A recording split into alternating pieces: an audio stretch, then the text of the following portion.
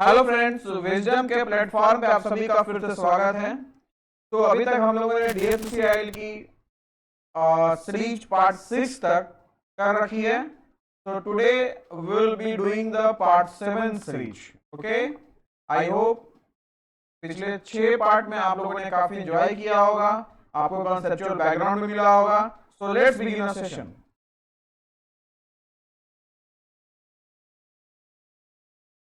ये रहा आपके स्क्रीन पे आपका फर्स्ट क्वेश्चन। फर्स्ट क्वेश्चन क्या बोलता है? ये बोलता है कि एक सॉइल इंजीनियर है जो collects a sample of soil having moist unit weight of soil. क्या है हमारा moist unit weight of soil? हमारा दिया हुआ है, क्या दिया हुआ है हमारा? Moist unit weight of soil दिया हुआ है, वाटर कंटेंट अवेलेबल दिया हुआ है, specific gravity of the solids of the soil दिया हुआ है, पोरोसिटी निकालना है। पोरोसिटी के लिए आपको पता है क्या होता है? वी बी अपॉन वी होता है। मुझे किस पे काम करना होगा? देखो, जब भी ऐसा क्वेश्चन आएगा तो आप लोग हर समय किससे कीजिए? फेज डायग्राम से। किससे करें हम लोग? फेज डायग्राम से करें। कोशिश हमारी ये रहेगी फेज डायग्राम से करने का। किससे करने का? फेज डायग्राम से करने का। क्लियर है ना? तो volume of voids upon total volume, upon total volume. Clear है ना? तो अब आपको इस पे काम करना है, फेज डायग्राम पे। और मुझे फेज डायग्राम में किससे मतलब होगा? वॉल्यूम ऑफ वॉइड से और टोटल वॉल्यूम से। इस बात का ध्यान रखिएगा। तो अगर हम ये बनाते हैं इसका फेज डायग्राम, तो आपका ये आपका सॉलिड्स है, ये आपका वाटर है, और ये आपका एयर है। क्लियर है ना? तो ये आपका वेट ऑफ सॉलिड्स है। Water content is equal to होता है weight of water upon weight of solids. तो मैं क्या इसको लिख सकता हूं? 0.50 WS। तो आपका ये टोटल हो गया 1.50 WS। क्लियर है? गामा टी जो दिया हुआ है वो दिया हुआ है 25 kilo newton per metre cube.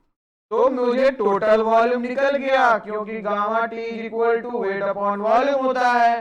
Total weight दिया हुआ है 1.50, तो वॉल्यूम कितना हो जाएगा? 1.50 WS upon gamma T. Clear है? और आपका जीएस इज इक्वल टू, मतलब मुझे वी निकल गया, वी पे काम करना है। जीएस इज इक्वल टू क्या होता है हमारा? जीएस इज इक्वल टू क्या होता है हमारा? जीएस होता है W S upon V S gamma W. तो आपका Vs जो होगा वो क्या होगा? WS upon GS gamma W। WS ये कितना आ गया? WS upon GS gamma W। तो आपका ये जो वॉइड्स आएगा, वॉल्यूम ऑफ वॉइड्स, ये क्या हो जाएगा हमारा? 1.50 WS upon gamma T minus WS upon GS gamma W। तो हमारा वॉल्यूम ऑफ वॉइड्स निकल गया, टोटल वॉल्यूम निकल गया, दिया हुआ है फेज डायग्राम से। तो N is equal to VB upon capital V। अब आपका जो VB है हमारा वो क्या है? 1.50 WS upon gamma W minus WS upon GS gamma W। और टोटल वॉल्यूम जो है हमारा वो कितना है? 1.50 WS, ये गामा टी है ना, गामा टी, ठीक।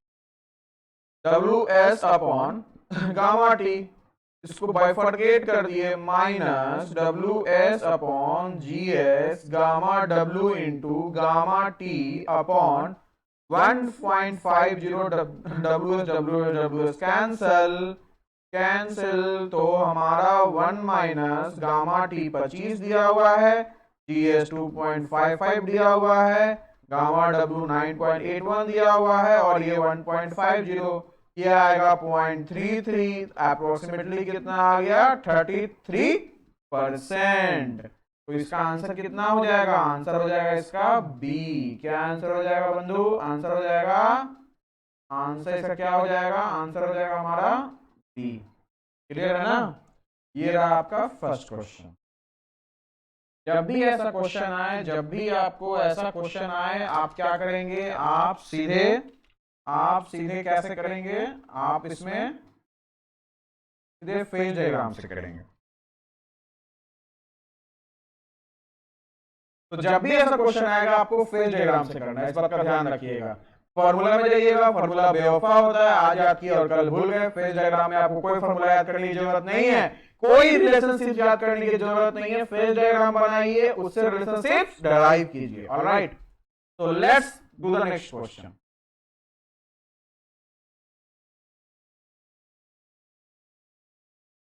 हाँ भैया, ये रहा आपका second question. Assume initial void ratio E not, final, this is final void ratio E, initial pressure P not, final pressure P, what is the value of the coefficient of compressibility.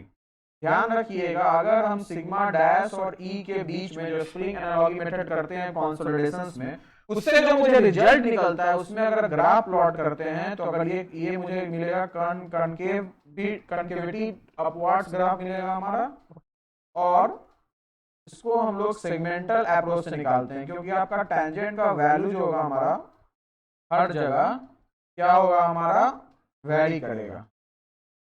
तो जो यहाँ slope आएगा हमारा, इसको बोलते हैं a v, coefficient of compressibility.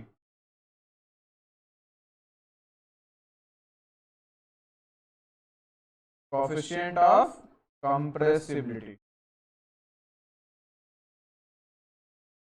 ठीक है ना?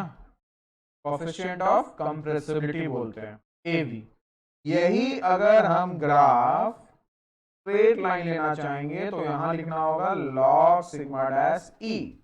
तो आपका जो ये ग्राफ आएगा हमारा लॉग डेल्टा सिग्मा डैश, और तो लिखने का ये आपका जो स्लोप आएगा हमारा, ये जो आपका आ रहा है हमारा delta log delta sigma dash, और ये आपका डेल्टा ई।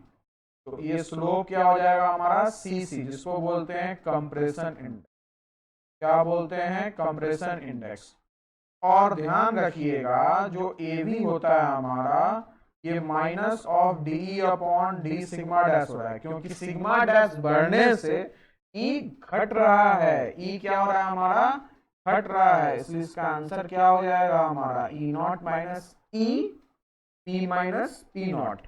मतलब कहने का कि आपका ई नॉट के करस्पॉन्डिंग जो हमारा प्रेशर है,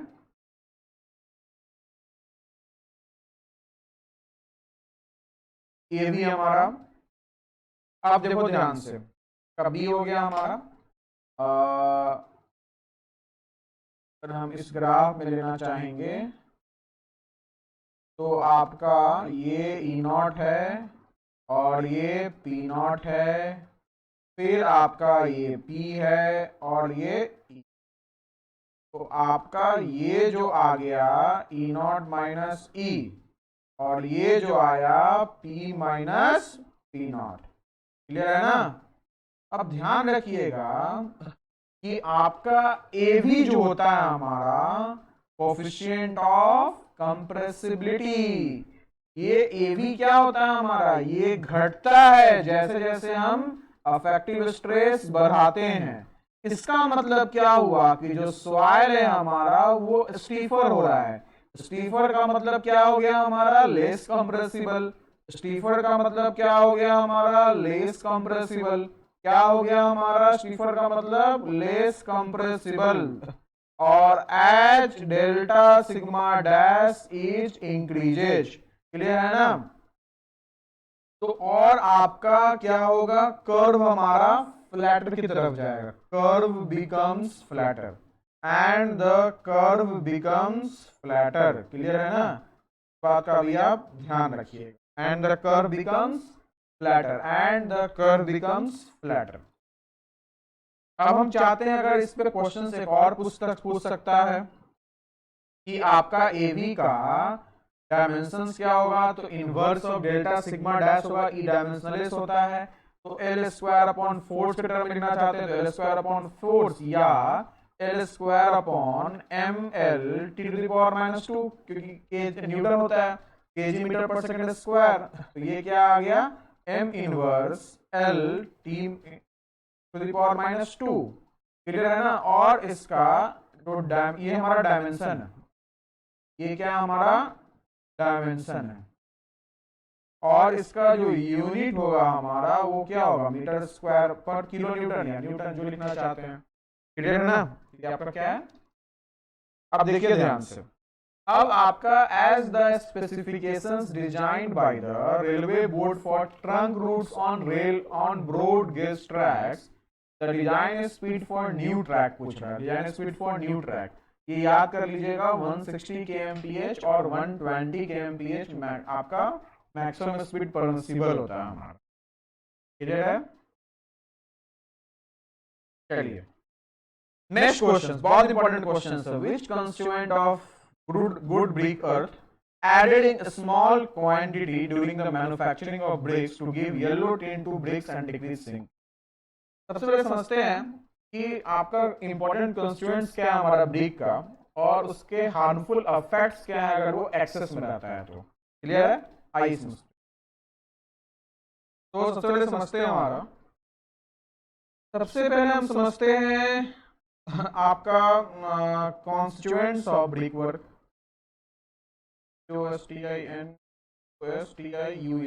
कॉन्स्टिट्यूएंट्स ऑफ ब्रिक अर्थ।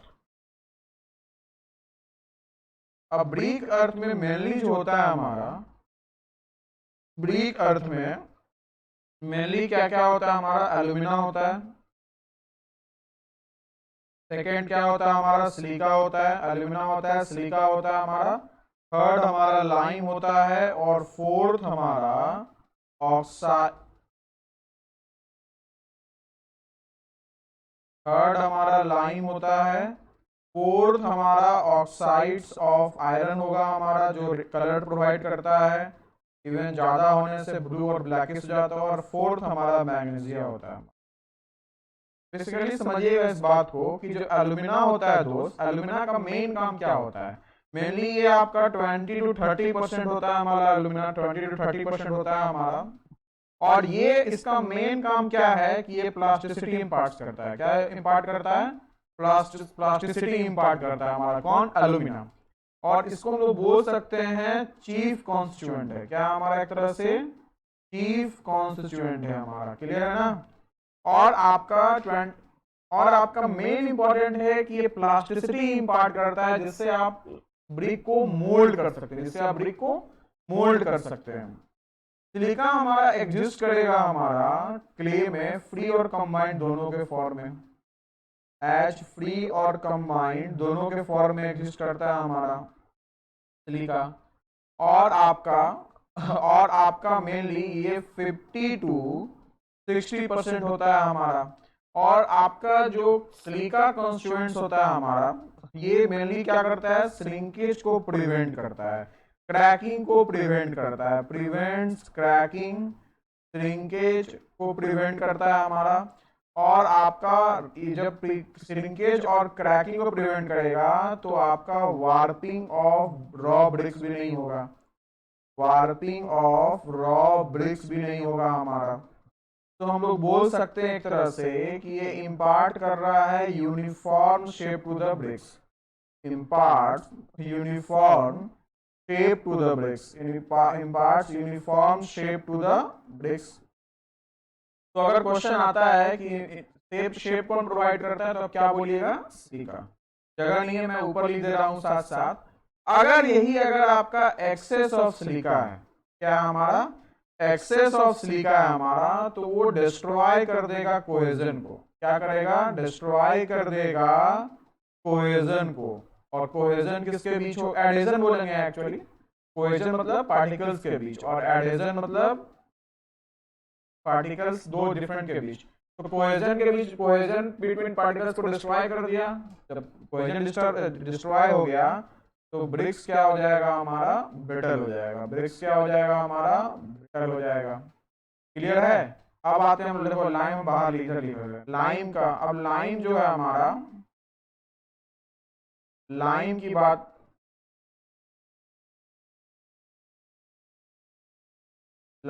बात करते हैं, तो आपका जो लाइम है हमारा, ये फाइनली पाउडर्ड फॉर्म में होता है, लंप के फॉर्म में नहीं होना चाहिए। क्या होना चाहिए?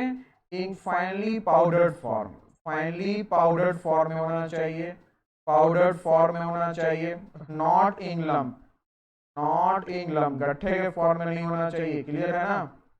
तो आपका एक तरह से ये क्या करता है, ये आपका श्रिंकेज प्रिवेंट करता है रॉ मटेरियल्स का, prevent shrinkage of raw bricks. और साथ साथ आपको पता है कि सैंड जो एलोन अगर आपका इनफ्यूजिबल होता है, इसलिए लाइम सैंड के साथ मिलके किल में क्या करता है, हमारा फ्यूज करता है। तो बेसिकली आयरन प्रोवाइड करता है, आयरन हेल्प करता है लाइम को फ्यूजन में। ठीक है ना? तो हेल्प्स इन, क्या हम लोग बोल सकेंगे, helps in fusion of sand। ठीक है ना? और यही अगर आपका एक्सेस ऑफ लाइम है, अगर आपका एक्सेस ऑफ लाइम है, तो वो किस में कन्वर्ट हो जाएगा? वो हो जाएगा हमारा क्विक लाइम में। ठीक है ना? आफ्टर बर्निंग, अब जैसे ही आपका क्विक लाइम में कन्वर्ट हुआ, तो ये क्विक लाइम क्या हो जाएगा हमारा, कन्वर्ट हो जाएगा बाद में स्लैग्ड लाइम में। वाटर से कन्वर्ट होते ही हम, वाटर से ऐड होते ही हमारा, ठीक है ना, या मॉइस्चर जो एटमॉस्फेयर में उससे हमारा, तो बोलते हैं स्लैग्स। और जैसे स्लैग लाइन में होगा हमारा, तो ये क्या करेगा, एक्सपेंड कर जाएगा हमारा इन प्रेजेंस ऑफ, इससे हमारा क्रैक्स जनरेट हो। ठीक है ना? अब आता है आपका लाइम हो गया आपका, अब आता है आपका ऑक्साइड्स ऑफ आयरन।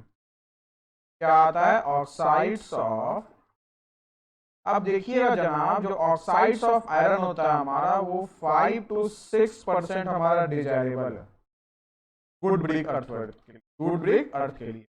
और हमने बताया कि ये लाइम को हेल्प करता है, helps lime to fuse sand, helps lime to fuse sand. एक तरह से ये इंपार्ट करता है, क्या करता है इंपार्ट, रेड कलर इंपार्ट करता है ब्रिक्स को, imparts red color to bricks। साथ साथ अगर आपका मैंने बोला है कि excess of oxides of iron रहा, excess of oxides of iron रहा, तो ये क्या करेगा, ब्रिक को हमारा makes the brick dark blue, makes the brick dark blue या ब्लैकिश, या ब्लैकिश। ठीक है ना? अब देखिए, अब हमारा क्या है, मैग्नीशिया है। अब देखिए मैग्नीशियम, ये क्या बोल रहा है, स्मॉल क्वांटिटी ऑफ मैग्नीशिया जो रहेगा हमारा,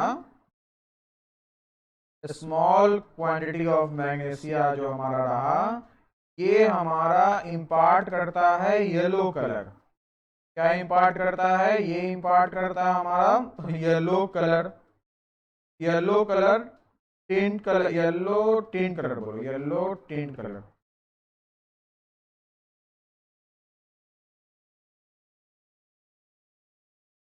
ठीक है ना?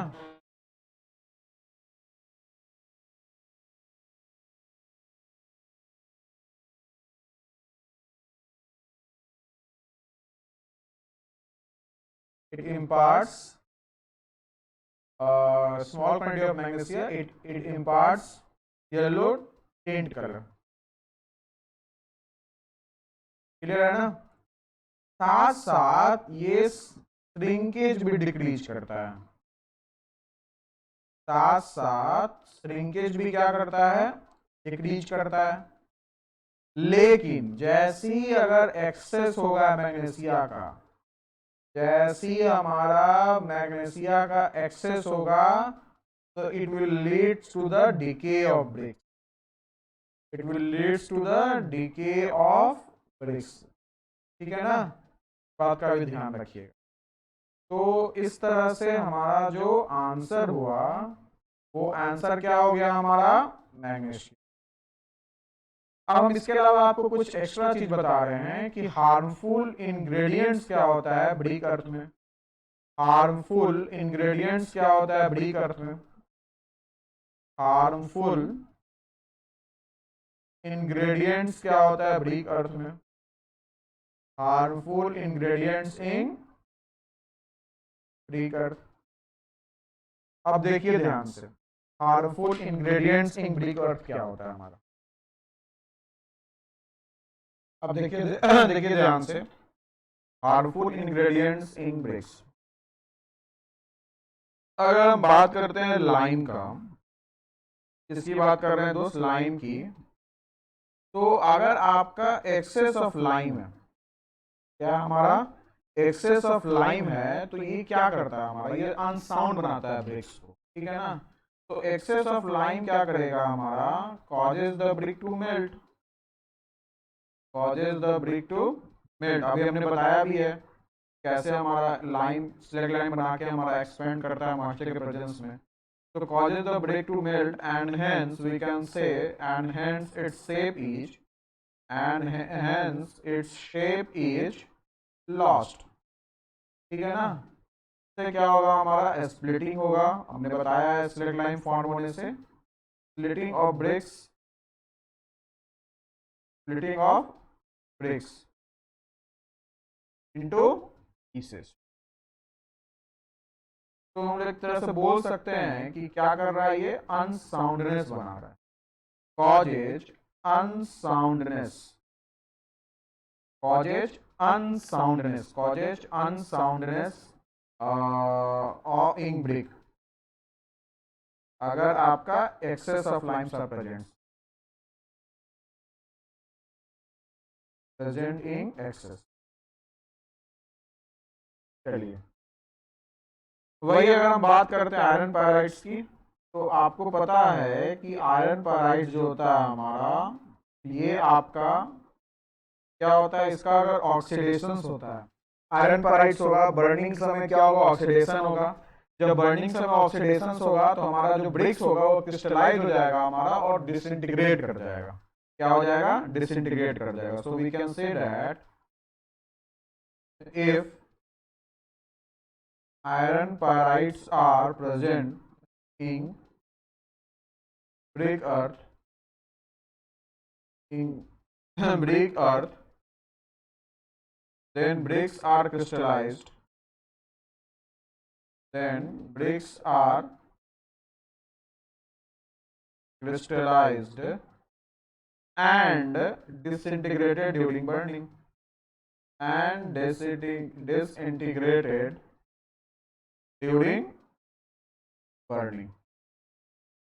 clear है, because of the why, because of the oxidation of iron pyrites, because of the oxidation of iron pyrites। ठीक है, चलिए अब यही अगर हम अल्कलीज की बात कर रहे हैं, अल्कलीज की, तो अल्कलीज होने से क्या होता है हमारा, इवोपरेशन होता है हमारा। और अल्कलीज हमारा किसके फॉर्म में रहता है हमारा, बेसिकली सोडा के फॉर्म में रहता है और पोटेस के फॉर्म में रहता है हमारा।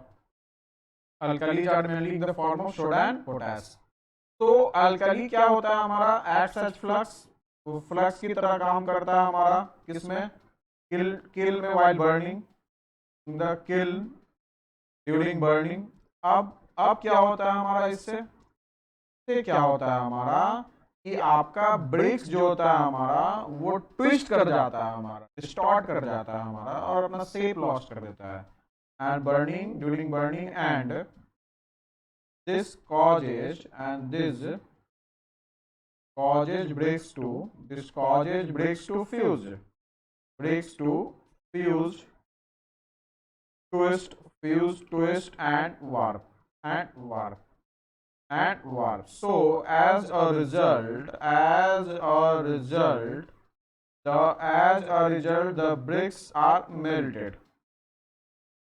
Bricks are melted and lose their shape and lose their.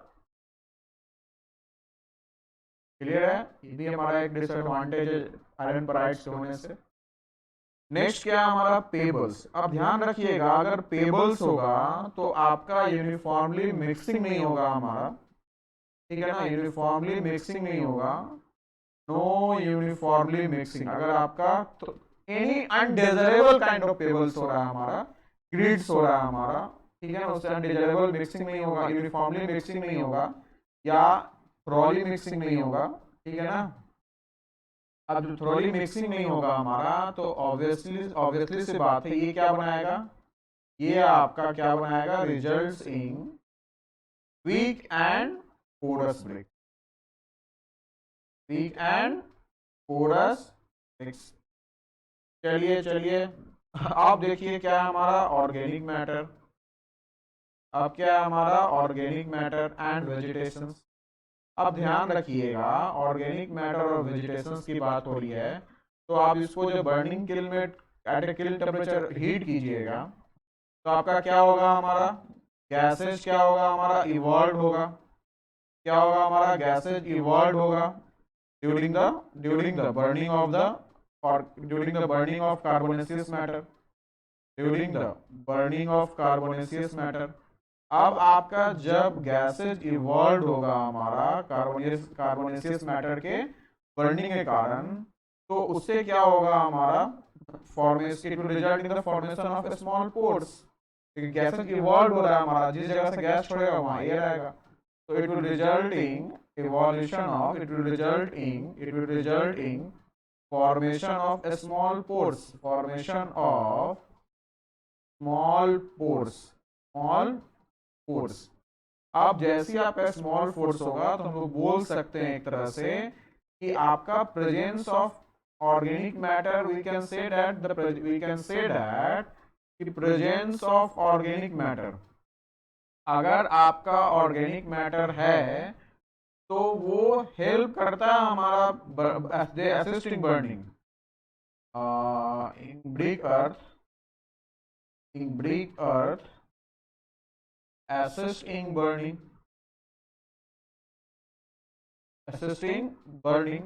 लेकिन अगर आपका क्या होगा, if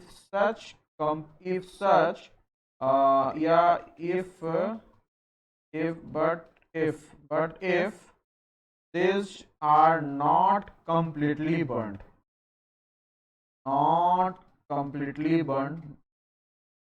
तो क्या होगा हमारा, ब्रिक्स पोरस हो जाता है हमारा, ब्रिक्स बिकम्स कैसे भी पोरस हो जाता है हमारा, ठीक है ना। ये सब क्या है हमारा, these are, we can say that these are the harmful ingredients if presenting excess।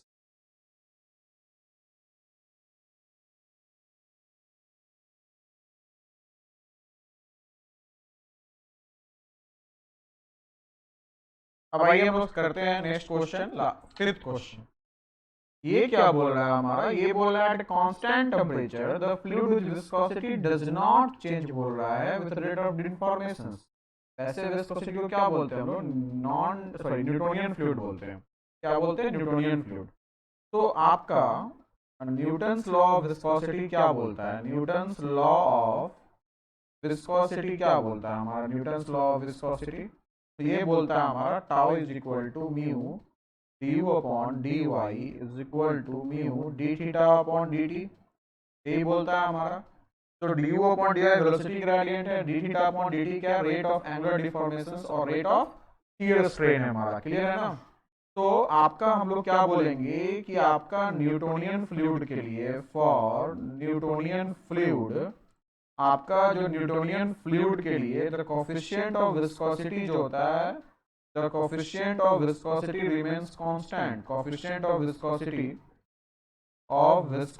Remains constant,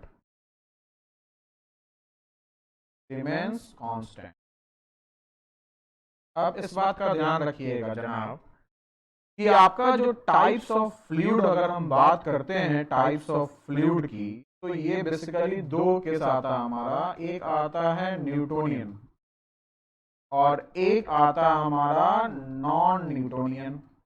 अब नॉन न्यूटोनियन भी हमारा दो तरह का होता है, एक होता है हमारा टाइम डिपेंडेंट, एक क्या होता है हमारा टाइम डिपेंडेंट होता है हमारा, और आपका एक जो होता है हमारा वो आपका टाइम, सॉरी टाइम पहले इंडिपेंडेंट करो और ये टाइम डिपेंडेंट करो। टाइम तो मैं टाइम इंडिपेंडेंट जो होता है हमारा, उसका अगर हम एग्जांपल देंगे तो आपका क्या हो जाएगा, डायलेटेंट हो जाएगा हमारा, क्या हो जाएगा हमारा, डायलेटेंट हो जाएगा हमारा, विंगम प्लास्टिक हो जाएगा हमारा, क्या हो जाएगा, विंगम प्लास्टिक हो जाएगा हमारा, डायलेटेंट हो जाएगा हमारा, और आपका स्यूडो प्लास्टिक हो जाएगा, क्या हो जाएगा, स्यूडो प्लास्टिक हो जाएगा। वही टाइम डिपेंडेंट की बात करते हैं तो ये हमारा थिक्सोट्रोपिक हो जाएगा हमारा, और हमारा रियोपेक्टिक हो जाएगा हमारा। और आपको पता है कि जो नॉन न्यूटोनियन फ्लूइड्स होता है हमारा, ये फॉलो नहीं करता है, ध्यान रखिएगा इस बात का, जो नॉन न्यूटोनियन फ्लूइड्स होता है हमारा, they do not follow the Newton's law of viscosity, they do not follow the Newton's law of viscosity. तो अब देखिए ध्यान से, अगर हम बात करते हैं नॉन न्यूटोनियन फ्लूइड्स, तो अगर मैं बात करता हूं नॉन न्यूटोनियन फ्लूइड्स की, तो ये ओबे नहीं करता है, दैट डू नॉट ओबे या do not follow Newton's law of viscosity, Newton's law of viscosity. तो रिलेशन जो होगा शियर स्ट्रेस और वेलोसिटी ग्रेडियंट का, वो यहाँ क्या होता है, tau is equal to a d u upon d y to the power n plus b, जहां आपका a और b को क्या बोलते हैं हम लोग, ये आपका कांस्टेंट्स होता है, और ये एक तरह से किस पे डिपेंड करेगा, ये डिपेंड करेगा टाइप ऑफ फ्लूइड पे और कंडीशन ऑफ फ्लो पे, किस पे डिपेंड करेगा, टाइप ऑफ फ्लूइड पे और कंडीशन ऑफ फ्लो पे डिपेंड करेगा। क्लियर है? चलिए अगर हम यहाँ ग्राफ बनाते हैं जेंटलमैन, और ये d u upon d y लिखते हैं, तो आपका ये जो ग्राफ देखिएगा, ये ग्राफ यहाँ आपका, ये आपका बी है, ठीक है ना, एक तरह से, और ये इसको हम लोग क्या बोलेंगे, इनिशियल स्ट्रेस, और आपका ये एक्सिस जो है वो शियर स्ट्रेस है।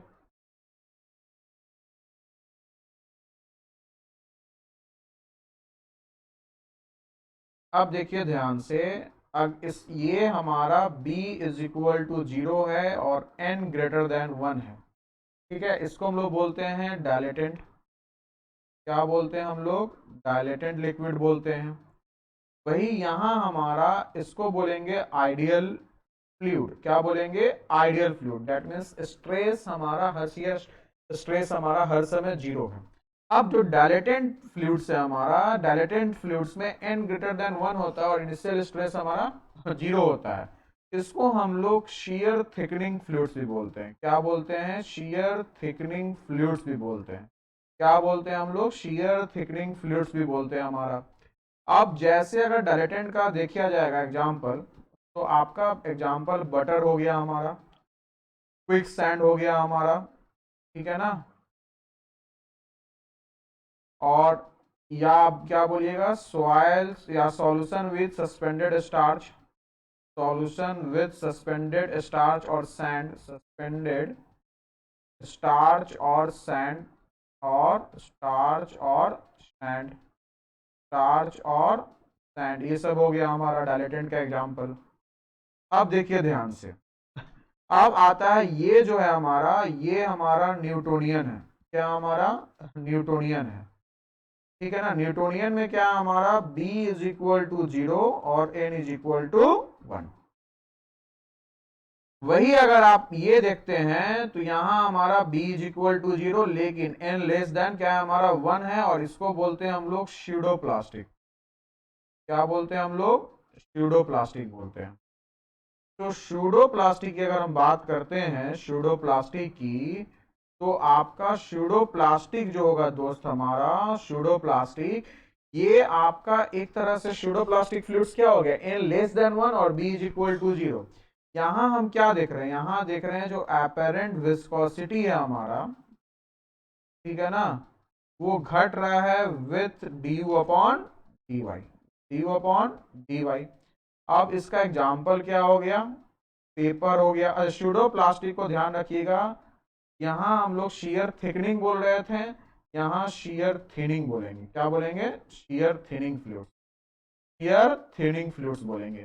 पेपर हो गया हमारा, रबर सॉल्यूशन हो गया हमारा, लिपस्टिक देखते होंगे, फिदा होंगे उस पे आप, तो लिपस्टिक्स हो गया हमारा, पेंट हो गया हमारा, ब्लड हो गया हमारा, ये सब क्या है? स्यूडो प्लास्टिक है हमारा।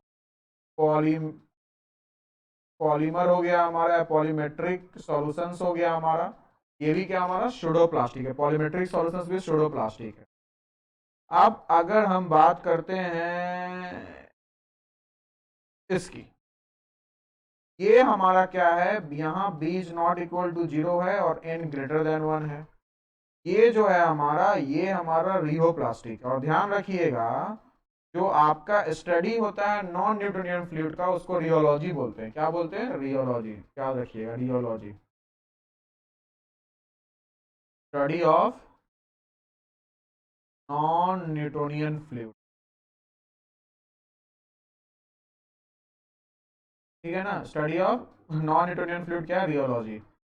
अब ध्यान रखिएगा दोस्त, तो आपका रियोलॉजी है हमारा, और ये रियोपेक्टिक सॉल्यूशन। रियोपेक्टिक फ्लूइड्स में हम क्या देख रहे हैं कि यहाँ आपका जो विस्कोसिटी है हमारा, वो घट रहा है विथ टाइम। अब जैसे आपका जिप्सम हो गया हमारा, जिप्सम का सॉल्यूशन अगर वाटर में है, तो वो आपका क्या है हमारा, वो आपका जिप्सम सॉल्यूशन वो क्या है हमारा, वो आपका रियोपेक्टिक है हमारा। क्या है हमारा? रियोपेक्टिक है हमारा। साथ साथ आपका एक तरह से बेंटोनाइट सॉल्यूशन, ये सब क्या है हमारा? बेंटोनाइट सॉल्यूशन भी क्या है हमारा? ये भी हमारा रियोपेक्टिक है हमारा। फिर ये आपका जो है, इसमें n इज इक्वल टू 1 है और b is not equal to 0। इसको बोलते हैं हम लोग आइडियल प्लास्टिक। क्या बोलते हैं? आइडियल प्लास्टिक, ठीक है ना। क्या बोलते हैं हम लोग इसको? आइडियल प्लास्टिक बोलते हैं हमारा। और आपका ये जो है n इज लेस देन 1 और b is not equal to 0, इसको बोलते हैं हम लोग थिक्सोट्रोपिक। क्या बोलते हैं? थिक्सोट्रोपिक। अब समझिएगा ध्यान से कि थिक्सोट्रोपिक क्या होता है।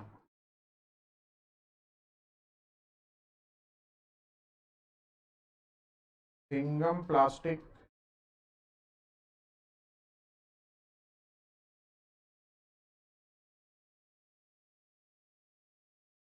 ठीक है ना। थिक्सोट्रोपिक क्या होता है हमारा?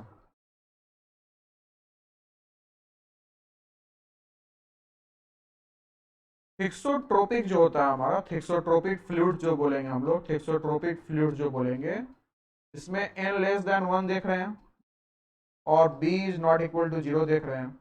यहाँ हमारा अभी आपका डायलेटेंट में रियो प्लास्टिक में क्या था हमारा? डिक्रीज कर रहा था विस्कोसिटी टाइम के साथ। यहाँ जो विस्कोसिटी है हमारा, वो इंक्रीज करेगा विथ टाइम, ठीक है ना। और ध्यान रखिएगा, थिक्सोट्रोपिक और साथ साथ रिहोपेक्टिक, दोनों के पास, दोनों का विस्कोसिटी टाइम डिपेंडेंट होता है। RHEO, रियो प्लास्टिक, तो रियो प्लास्टिक,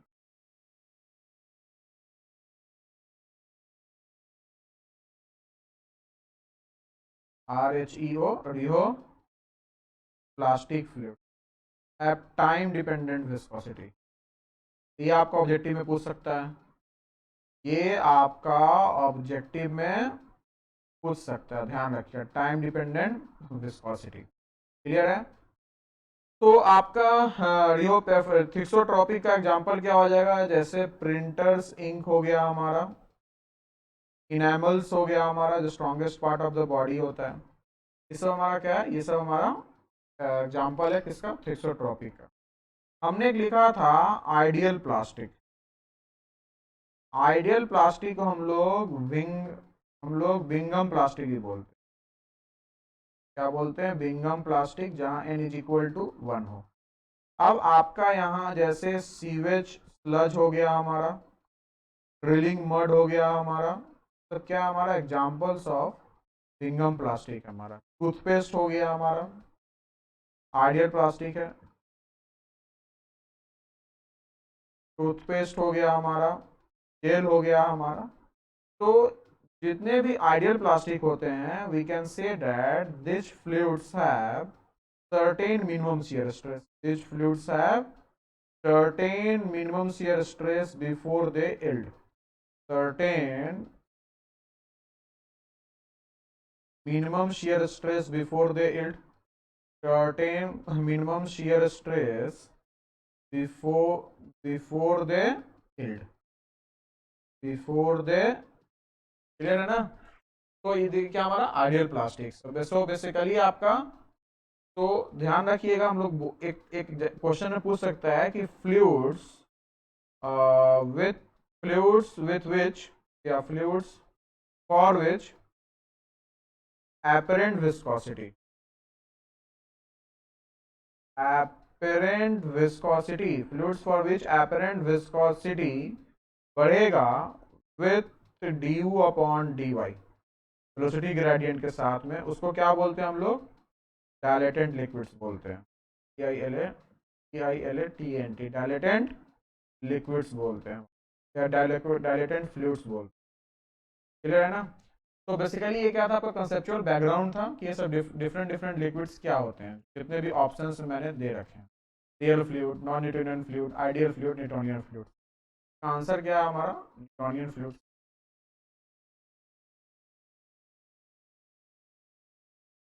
थैंक यू। तो होप आपके जितने भी concepts related to this questions थे वो मैंने आपको डिस्कस कर दिया। आप इसको नोट्स बना लेंगे।